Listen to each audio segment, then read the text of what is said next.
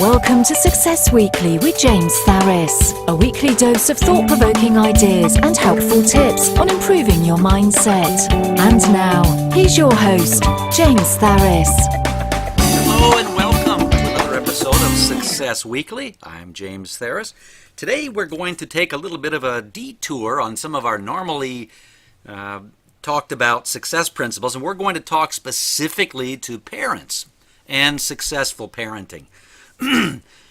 So, as a martial arts instructor, I deal with lots of kids and I deal with lots of parents. So what that means is that I see a lot of different parenting styles, and over the past 23 years in business as a martial arts school, I've seen the results of certain decisions over other decisions, certain parenting styles versus other parenting styles. And there's no coincidence when you see a trend emerge with parenting styles. And, you know, a lot of kids, we look at them as young, I guess what they call tweens or teenagers, and we think to ourselves, wow, there's something wrong here. We've got to get on this and fix it very quickly here. Otherwise, this child is going to end up as a juvenile delinquent and possibly, really go no place in life.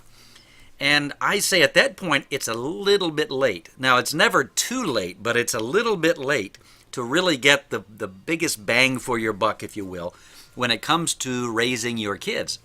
Now, if you've been paying attention over the past 20 years or so, what you will notice is that virtually anything, any kind of a skill, speaking languages, some kind of skill like juggling or singing and dancing, doing magic, telling jokes. Look at the show, for instance, America's Got Talent. What you'll notice is that over the years, including American Idol and the other shows like it, what you'll notice over the years is that every year it seems like the contestants are getting younger and younger and younger. And these guys, some of them are just completely amazing with what they can do at such a young age. A 6-year-old comedian that can make adults laugh hysterically and sound like he's a seasoned comedian, or a seasoned singer, somebody that sounds like they're in their 30s or 40s, and you find out that they're 8 years old or 7 years old, and they've got these amazing voices and these amazing, what would appear to be professionally trained voices. So what that should be telling everybody is that the earlier that you get a child started on the right path, the better and more likely it is that they're going to benefit from it, and that it's going to stick with them, and they're going to benefit from that now and in the future. So looking at martial arts, for instance, when the martial arts first came to the United States, they came by way of U.S. military people who had gone over to places like Okinawa, Japan, and Korea, and to China, and brought these things back with them to the mainland and began teaching them just as they were taught. But when the martial arts were originally taught, they were not meant for kids. So something very interesting began to happen. I remember I started martial arts as a 7-year-old, but when I started, it was basically a little after-school program. There weren't a lot of kids my age or certainly younger involved or enrolled in a full-time martial arts school. So it really wasn't until I was about 14 that I came around. It was actually, I guess, about 13 years old. I came around to enrolling full-time in a martial arts school. And prior to that, I had gone to the after-school program, and I had trained with some personal one-on-one instructors in their backyard and things like this. But I eventually got enrolled into a real martial arts school, and I was about 13 or 14 years old. It was 13, actually, and 14 when I found my first Grandmaster. What I remember about the training at my Grandmaster school was I was 14 years old, and there were a lot of us 13, 14, 15 years old, but most of the students were adults, and there might have been one or two younger than us, and they were always accompanied with a parent who was told that they had to stay on the floor with that child if they wanted their child to train, because it wouldn't be fair to the other members of that class, 14 years old and 44 years old, to stop the class and have to correct, let's say a 5 or 6 year old child on their staying focused or whatever. So there really weren't a lot of schools that had kids in them at that time. And when I'm speaking young kids. But something happened in about 1984. The movie The Karate Kid was released. And once that happened, the martial arts world was changed forever. Suddenly, every parent was looking for their very own Mr. Miyagi for their own child. And even then, it was really more like 9 and 10, 11, 12 years old, 13-year-old kids that the parents were looking for this mentor figure, this father figure or mentor like a Mr. Miyagi. And really, as a martial arts school owner, there was no need to do any advertising outside of that for the next year or two, because people were just flocked to these schools. But what began to happen shortly thereafter is, shows like the Teenage Mutant Ninja Turtles came on, and the Three Ninjas, and other children's type martial arts movies and stories with kids doing martial arts in them became much more prevalent. And so we began seeing kids younger and younger and younger getting involved in the martial arts. And what we found was that the younger the kids got started, the more skill and ability they developed, and the quicker they developed it. Because trying to teach a 30-something-year-old person or a 40-something-year-old person who might have the right mindset how to do full splits, for instance, or how to do a vertical side kick, or how to do some of these crazy martial arts tricks that have become known as extreme martial arts, which is really what we see in the movies and on television these days, where they all have flips and gymnastics movements to them. That type of thing. So you look at the average gymnast, for instance. What is the average gymnast age? Well, I'm thinking that it's very similar to martial arts in a lot of respects, that they're probably starting them at 3 years old, 4 years old, 5 years old. And, really, what's the lifespan of a gymnast? Well, it's arguably about 30 years old. That's about the oldest gymnast you're going to see doing competitive gymnastics. Some of them may go on to be coaches and teachers and instructors and things, but typically they're not practicing and performing their gymnastic skills on a professional level at that age. So what they have learned was that there's a limit to the physical capabilities for children, and the earlier they can get them, the better they're going to be able to make them. And so what does this all have to do with what I'm talking about as far as successful parenting? If you look at all of those things that I just kind of laid the foundation here for, you'll find that it's exactly the same with the children's behavior. It's the exact same thing with, children who are growing up and they're not really getting the morals and values that many of us received in our youth. I remember back when I was probably 5 or 6 years old that my parents knew all of the other parents in our neighborhood. And really, it was kind of like every other parent in that neighborhood was kind of like a surrogate parent, a co-parent for us. So if we were out in the middle of the street doing something that we shouldn't have been doing, like playing in traffic, for instance, one of the neighbors would come out and correct us. And instead of, telling that person it was none of their business or giving them an attitude or ignoring them, we obeyed and said, yes, sir, yes, ma'am. And if we did become belligerent to that adult, that adult knew where we lived, and they would go and take us by the ear sometimes and walk us back to our parents' house, knock on the door, and when our parents got to the door, they would tell, hey, did you know your son was doing this? And the parent would tell the other adult, thank you very much, and they would basically grab the other ear and pull you into the house, and then whatever happened. And in some places, some houses, that meant maybe a belt or grounding or having things taken away from you, whatever. It was some kind of a disciplinary action. But we've kind of gotten away from that a lot. And now the result seems to be that how many times have you been in a movie theater where there are young children present and they don't know how to stay quiet and allow others to enjoy the movie? I can't tell you. It's just impossible to count how many times that's happened to me. How many times have you been out in public at the mall or at a store and seen kids, even kids as early as 9 and 10 years old, being just saying and doing things that you can't believe they're saying and doing in front of you or other adults. It's become an epidemic. And the reason that this is, the reason we have these situations where we have kids with no respect for their elders or respect for their peers or respect for themselves is because they weren't taught at an early age the importance of having good morals and values. And a lot of their parents, unfortunately wanted to be more friends with them than they did their parents because they didn't want to do anything that would cause their child to not like them. So like enforcing rules. But I'll tell you that's exactly what children need. Children need to have their boundaries. In fact, whether you're Christian or not, if you look in the Bible, there's a verse in Proverbs 22:16 that says, "Start children off on the way that they should go, and even when they are old, they will not turn from it."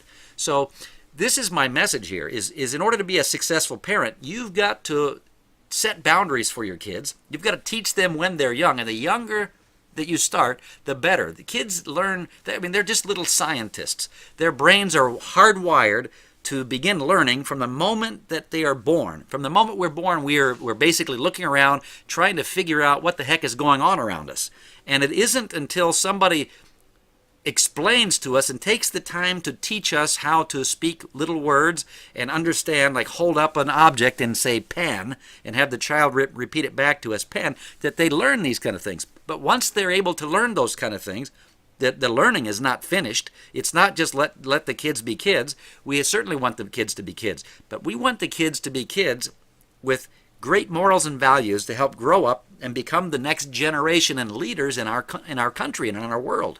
And it's just not happening on a large enough scale. I think too many parents are focused on too much about their children having fun, and there is a time and place for fun, and I'm all for it. Don't misunderstand me here. But there are some parents that take that to an excess, and they leave out the most important part of being a child, which is being taught good morals and values, the things you should do and the things you shouldn't do, how to think about something. When something is happening over there, how should that child think about that? Is that their business, or is it better to stay out of it?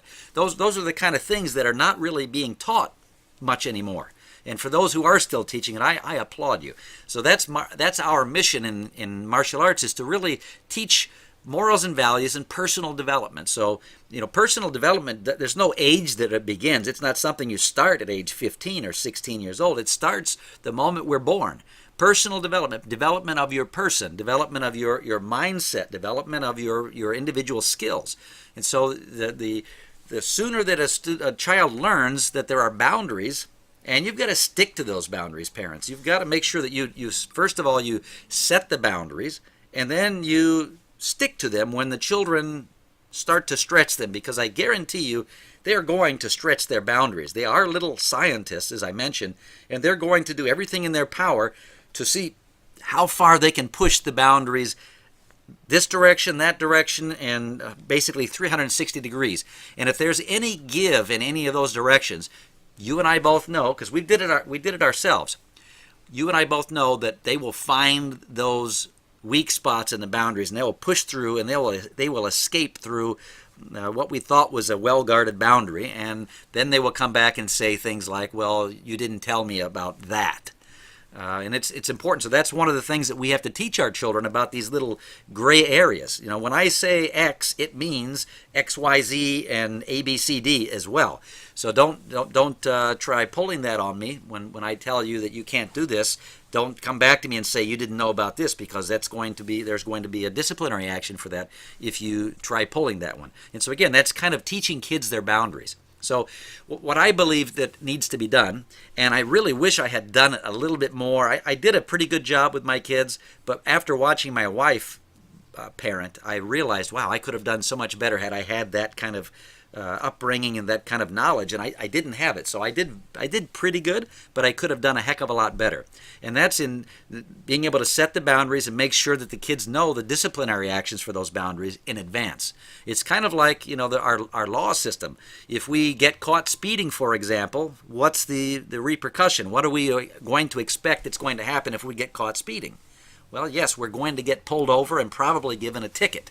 If we're going too fast, they might even, make us go to court for reckless driving and maybe force us to take some kind of a defensive driving course or something like that.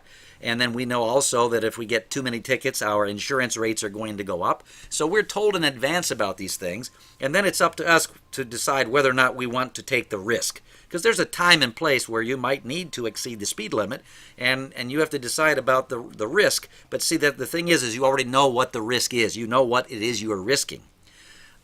So, of course, in the worst case scenario, if you get caught speeding, I mean, you not get caught speeding, but you could be speeding and recklessly driving, and you could actually kill yourself or kill somebody else. So those are the things that we already know could happen before we ever put the foot down on that accelerator.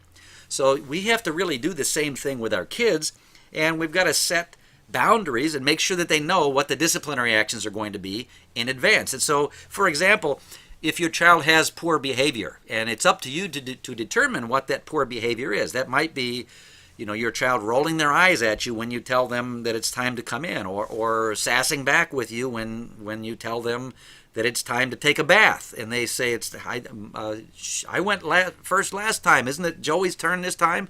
Those are things those are boundaries, and if you don't let them know that they're boundaries, they will keep pushing and pushing until it becomes such a habit that it's nearly impossible to correct it. So poor behavior, you have to determine what poor behavior means to you. So then you would come up with a disciplinary action. Poor behavior equals X in this house. So X might be, you sit in your room for 2 hours with absolutely no electronics or whatever it is. But you have to come up with the disciplinary action in advance and let the child know, hey, I'm sorry, you know the rules, and here's what happened. Here's what's going to happen, okay? What if they bring home poor grades? Poor grades. What I've found with grades is why it's so important. Over this past weekend, I was out in Washington, D.C., and I was speaking to a gentleman here, or gentleman there, and he said the most profound thing to me. He said that kids who get good grades are usually, they don't get in trouble. They have good behavior. It kind of follows through with it, follows suit. And the ones with the poor behavior are also the ones that get the F's and the D's in class. So obviously we want our kids to have good grades because we know that it's going to attach itself to their behavior in some ways. So if the kids bring home poor grades, you can bet your bottom dollar that there are some things going on with who they're associating with, how much attention they're paying to the teacher, and how much work's getting done. So if they bring home poor grades, what is the disciplinary action for that? Let them know in advance. If they get caught fighting with their siblings, in my house we hardly ever had a fight because the kids knew if they were going to fight that I was going to wait until the next class and I was going to put them into full martial arts sparring gear and have them fight in front of all of the classmates, and they knew that it was a disciplinary action. And I have a picture of my kids that I took of them after they had this big blowout argument at like 5 and 6 years old, and I made them put the pads on and told them to go ahead and duke it out right there on the floor. Now there was very little that damage they were going to do as much gear as I had on each of them, but really what they did at that point, instead of fighting with each other or fighting with me, they stood there and basically shed a few tears. And that was the end of it. There was no more discussion, and they knew the next time that they started to get into an argument, I would remind them about, hey, we have class tonight. Do you guys want to be out there in front of the whole group again? That would be enough to stop them. So there was really no fighting in my house. If they get caught stealing, what's your disciplinary action for that? I had one of my kids. We went to a grocery store, and one of my kids put something in their pocket that didn't belong to them, and I got about halfway home into a 40-minute trip one way when my other child said, hey, Dad, did you know that so-and-so that took this thing from the store? And I said, is that true? And my child said, yes. So what did I do? Instead of ignoring it and driving home and saying, that's wrong of you, I stopped the car with the groceries in the car, turned it around, drove 20 minutes back to the store, and made my child approach the manager and tell what they had done. Guess what never happened again? That's correct. At least to my knowledge, nothing was ever stolen again or removed from a grocery store or any other place. And it's still a lesson that my child talks to me about and brings up when we do some family reminiscing on a regular basis, because I taught them when they were early. Okay. Another thing, maybe what happens when your child lies to you. They're eventually going to try and tell a fib or a tall tale, and what are the repercussions going to be if they get caught in such a situation. And you see, there's just 5 little examples there, but you really have to go down through every type of behavior and try to think in advance, if this happens, what am I going to do? How am I going to respond to it? So that you're taking the emotion out of the disciplinary action. So this is what kids really need to know, is that if they get caught having poor behavior, it's not that you don't love them, it's not that you don't like them, it's that these are the rules, and here are the disciplinary actions when you break these rules. So feel free to break them, but understand that this is what's going to happen, and there's no emotion in it. I'm going to be your parent, and I'm going to teach you right from wrong. All right? So basically, when you have this done, maybe you're going to find through some actual trial and error, your child is probably going to pull something that maybe you didn't think of, and at that point, you now come up with a disciplinary action for that particular behavior. All right, and then you have to stick to your guns. Now, I'll tell you, it's going to be challenging, no doubt about it, but it will be rewarding, much more reward than challenge later on, and they will appreciate it. So you've all heard it probably said a million times, but I'm going to say it again, and that is, be their parent instead of their friend. Listen, they're not always going to like the decisions you make for them, but they'll love and respect you when they realize that you did it to make their lives better. And that's a hard one for a lot of parents, because again, and I'm the same way. I don't want anybody upset with me. I don't want to see my kids mad at me or to feel angry or upset with me because of something I made them do. But you know what? When they're young, they don't understand why I'm making them do certain things. So for instance, when I used to make my kids brush their teeth, they didn't like it, but I made them do it anyway. They didn't know what I knew.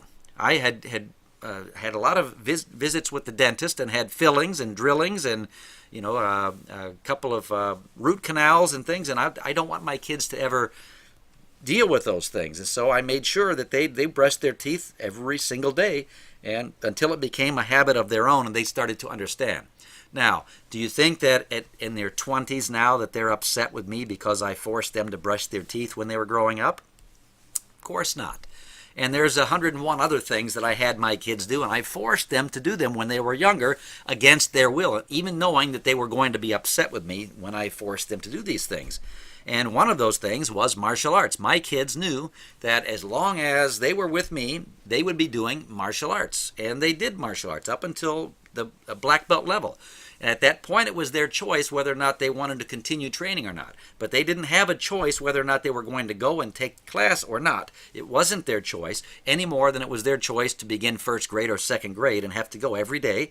And it wasn't their choice whether they had to do homework or not. These were things I had to enforce so that they would understand later on what I was trying to accomplish with them, which was basically trying to help them become more successful than me. And I'm sure if you're a parent and you're listening to this, that's the same thing you want for your child. So we occasionally will have a parent that will say, well, Joey doesn't want to come to class. I have to fight him to get there.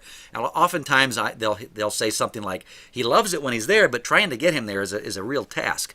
So what I tell them in response for the first thing is, well, tell me about what Joey's doing before it's time to leave. Well, he's playing on the Xbox, or he's watching TV, he's watching a cartoon, or he's playing a game on his phone. And then you tell him that it's time to go, and of course, any human being that's already having a great time doing something else is going to be a little resistant to want to stop doing that, to go do something else that's fun, because they're already having fun. So what we tell the parents at that point is to change Johnny's routine 30 minutes before it's time to leave for class by maybe having him do some chores or having him do his homework, or something that's a little bit less fun. So by the time you say, okay, it's time to get up and go to karate, they're not fighting with you about that. They're excited because they get to stop doing whatever they were doing and get to go have some fun and do something meaningful and hang out with their friends for a little while. So that happens a lot, and that's one of the big things that we discover the problem is what they're doing right beforehand. So it's kind of like, for us as adults, when we're at work, we have a vacation coming up in 2 weeks. If we're excited about that vacation, we don't really feel like working over those 2 weeks, but looking forward to that vacation makes doing all the work a lot more pleasant. Now, if I'm working the night before my vacation and I know that I'm going to be going on vacation tomorrow, I can easily do and enjoy that work because I know that right after I'm done with that work, I get to leave this place and I get to go on vacation to Hawaii or Disneyland or wherever I'm going.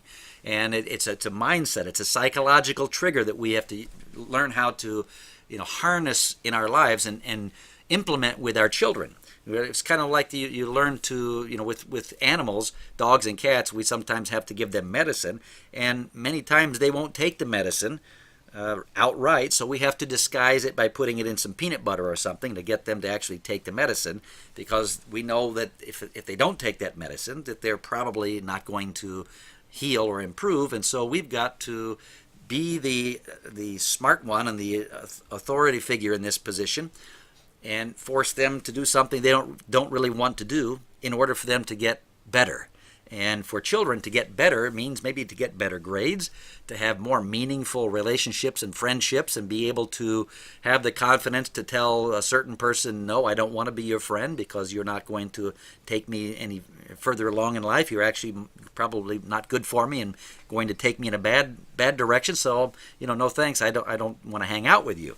And that takes some confidence, but it also takes some teaching from parents to tell them what to look out for with their kids, and how to respond to it when these things are offered to them. Like it might be that they're offered cigarettes or drugs or alcohol at an early age, and you've got to tell them in advance how to respond to these things.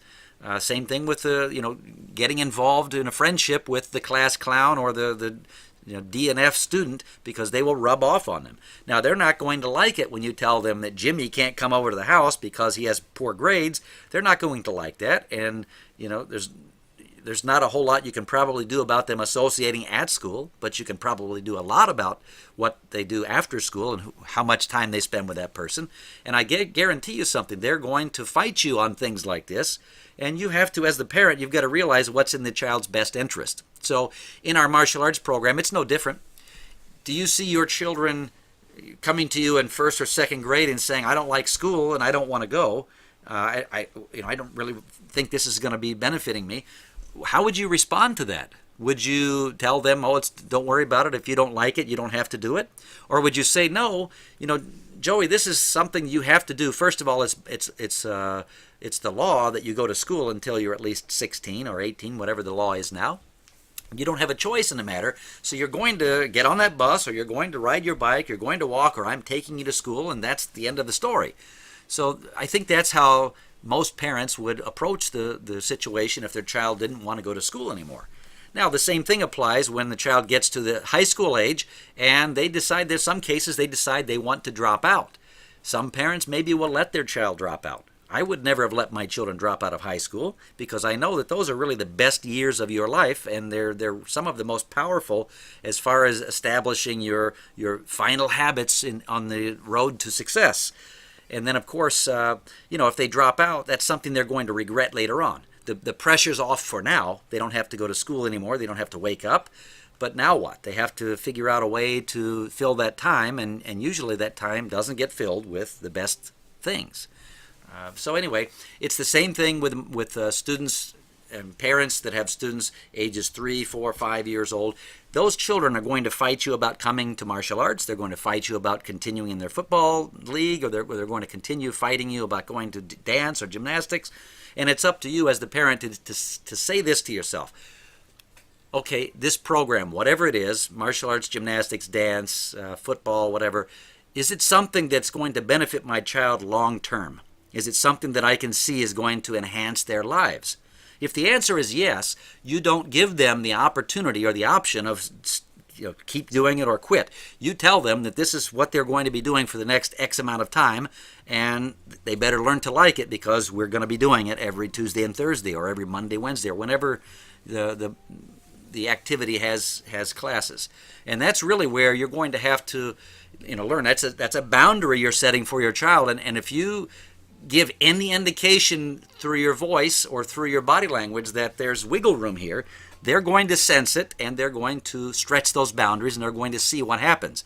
Now, if you as a parent don't recognize that and you allow your child to stretch those boundaries and break through one of them, such as quit the martial arts or quit gymnastics, quit dance, or quit football, then they have just learned how to break a boundary, and they will do it again, and they will do it again, and they will do it again, and that will become a habit in their life. And so basically, it'll come down to anything that they don't like to do, they won't do.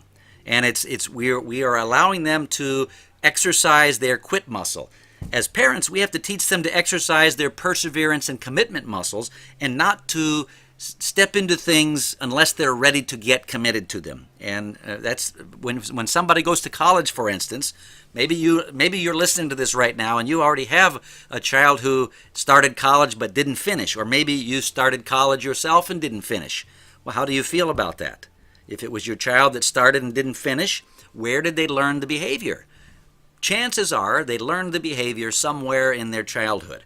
If you didn't finish it, chances are somewhere in your childhood you didn't learn that behavior. Now, that may not be 100% true, and for you there's certainly 101 different circumstances, and your circumstance might be totally different. But by and large, just averaging things out, that's what we'll find if we really study why people quit something, especially later in life, because they weren't taught early on that quitting is not an option. In this household, we're not quitters. We finish the things that we start. See, these are things that the earlier they're taught, the more they stick with us. And so that's pretty much it, guys. In order to be a successful parent, it's going to take work just like anything else in life. So parenting is not easy. It is sometimes not pleasant, but it's just like managing employees. You have to, sometimes you've got to fire them, sometimes you get to promote them, sometimes you have to reprimand them, sometimes you have to correct them on their behavior, otherwise it continues. And in the world of business and jobs and whatnot, it's the same exact thing. The employees will test the managers to see how strong their resolve is, and they'll know which ones they can get away with things and which ones they better walk on eggshells with. So that's pretty much all I've got for you today. I hope you enjoyed today's podcast on successful parenting. If you have any comments or feedback, if you have any disagreements, please let me know that as well. I'd love to hear your thoughts on this. And if you have any tips or stories of your own about how these things may be applied in your life or your child's life, I'd love to know that as well. So until next week, this is James Tharis saying, be successful. That's all for this week. Tune in next week for another episode of Success Weekly. Do you have an idea you'd like James to talk about in an upcoming episode? Post your comments and be sure to share this podcast with friends.